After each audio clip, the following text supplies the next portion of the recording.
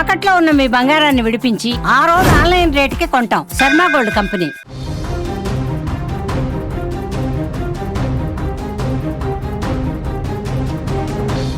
Saudi అరేబియాలో జరిగిన ఘోర రోడ్డు ప్రమాదంలో హైదరాబాద్కు చెందిన 18 మంది దుర్మరణం పాలయ్యారు. మృతులంతా మల్లేపల్లిలోని బజార్ ఘాట్ ప్రాంతానికి చెందిన వారుగా గుర్తించారు. మృతులుగా గుర్తించిన వారిలో రేష్మా బేగం, రహమత్ బి, షెహనాజ్ బేగం, గానియా బేగం, కదీర్ మహమ్మద్, మస్జూద్ మౌలానా, షోయబ్ మహమ్మద్, సోహెల్ మహమ్మద్, మస్తాన్ మహమ్మద్, పర్వీన్ బేగం, జకియా బేగం, షాకత్ బేగం, ఫర్హీన్ బేగం, జహాన్ బేగం, మహమ్మద్ మంజూర్, మహమ్మద్ అతీత్తో పాటు మరో 2 ఉన్నట్లు సమాచారం. మృతులంతా 2 కుటుంబాలకు చెందిన వారే.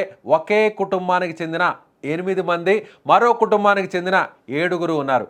8 మందిలో మహమ్మద్ అబ్దుల్ షోయబ్ అనే యువకుడు ప్రాణాలతో బయటపడ్డాడు. ప్రస్తుతం యువకుడు హాస్పిటల్లో చికిత్స పొందుతున్నాడు. మిగిలిన 7 చనిపోయినట్లుగా గుర్తించారు. అలాగే మరో కుటుంబానికి చెందిన 7 కూడా ఈ ప్రమాదంలో ప్రాణాలు కోల్పోయారు. వారికి సంబంధించి ఎలాంటి సమాచారం అందకపోవడంతో చనిపోయినట్లుగా కుటుంబ సభ్యులు భావిస్తున్నారు.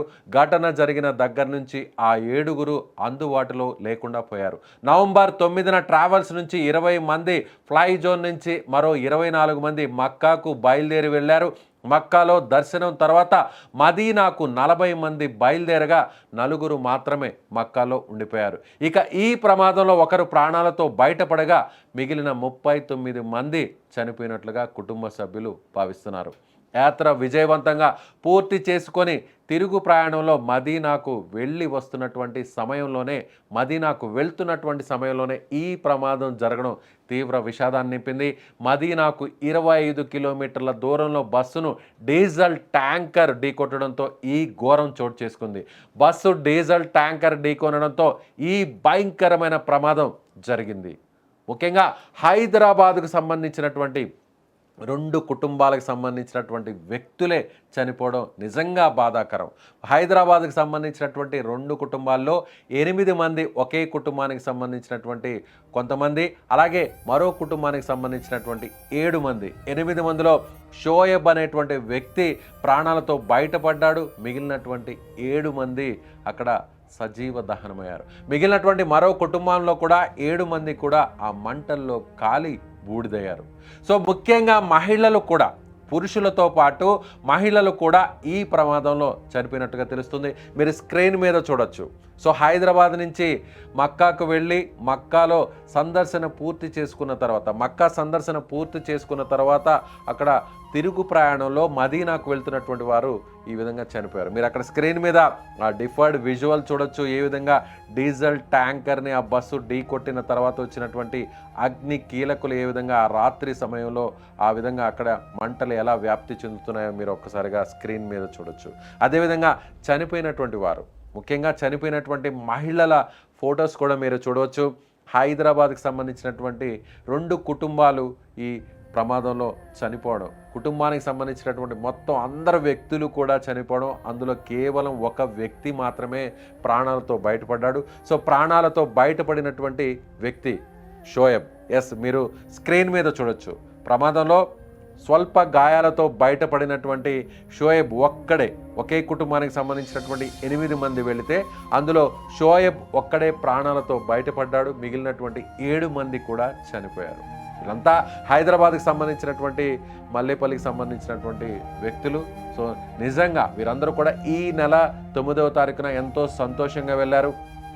పవిత్రమైనటువంటి మక్కా మదీనా సందర్శనకు వెళ్ళినటువంటి ఈ కుటుంబాలు, 2 కుటుంబాలు కూడా ఇప్పుడు కుటుంబంలో ఉన్నటువంటి అందరినీ కోల్పోవడంతో, సర్వస్వం కోల్పోవడంతో ఇప్పుడు ఆ కుటుంబానికి సంబంధించిన వారెవ్వరు కూడా మిగలకపోవడంతో సో కుటుంబ సభ్యులు, బంధువులందరూ కూడా ఇప్పుడు శోక సముద్రంలో మునిగిపోయారు.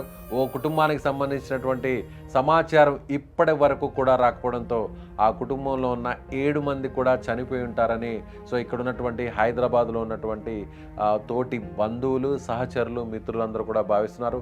ప్రస్తుతం వారికి సంబంధించినటువంటి ఎలాంటి ఇన్ఫర్మేషన్ లేకపోవడంతో, వాళ్ళ మొబైల్స్ ఫోన్స్ పనిచేయకపోవడంతో, వాళ్ళ దగ్గర నుంచి క్షేమ సమాచారం రాకపోవడంతో వాళ్ళు కూడా చనిపోయి ఉంటారని సో ఇక్కడ ఉన్నటువంటి బంధువులు అయితే చెప్తున్నారు.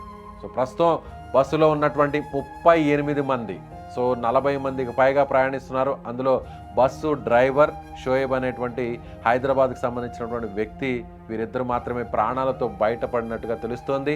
సో ప్రమాదానికి గల కారణాలు పూర్తిగా తెలియాల్సినటువంటి పరిస్థితి. దీనికి సంబంధించి కూడా ఇప్పటికే విచారణ చేపట్టింది అక్కడ సౌదీ ప్రభుత్వం. సో ప్రమాదం ఏ విధంగా జరిగింది అనేటువంటి సమాచారాన్ని కూడా సీసీటీవీ ఫుటేజ్, అక్కడ ఉన్నటువంటి స్థానికులు, అలాగే బస్సు డ్రైవర్ను కూడా విచారిస్తున్నారు.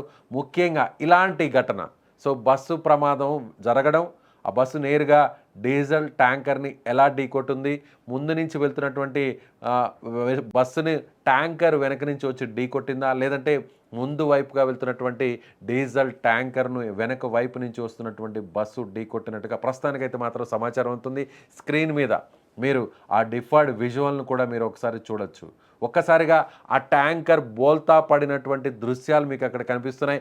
పక్కన మీకు స్క్రీన్ మీద చూడొచ్చు, కుడివైపున బస్సు పూర్తిగా కాలిపోయినటువంటి ఆ ఫోటో కూడా మీరు ఆ ఇమేజ్ను కూడా చూడొచ్చు. బస్సు పైకి ట్యాంకర్ కూడా పైకి ఉన్నటువంటి దృశ్యాలు మనకు కనిపిస్తున్నాయి. సో అక్కడ మంటల్లో పూర్తిగా కాలి బూడిదైనటువంటి పరిస్థితులు అక్కడ చాలా స్పష్టంగా మనకు కనిపిస్తున్నాయి. చనిపోయిన వారిలో ఎక్కువ మంది మహిళలే ఉన్నట్టుగా తెలుస్తుంది. వీరందరూ కూడా హైదరాబాద్కి సంబంధించినటువంటి వాస్తవ్యులు ఎక్కువగా ఉన్నట్టుగా తెలుస్తుంది. సో పూర్తి సమాచారం రావడానికి మరికొన్ని గంటల సమయం పట్టేటువంటి అవకాశం ఉంది. ఇప్పటికే తెలంగాణ ప్రభుత్వం అలాగే స్థానికంగా ఉన్నటువంటి పోలీసులు కూడా సహాయక చర్యలు ఏర్పాటు చేస్తున్నారు. ప్రత్యేకంగా కంట్రోల్ రూమ్ను కూడా ఏర్పాటు చేశారు.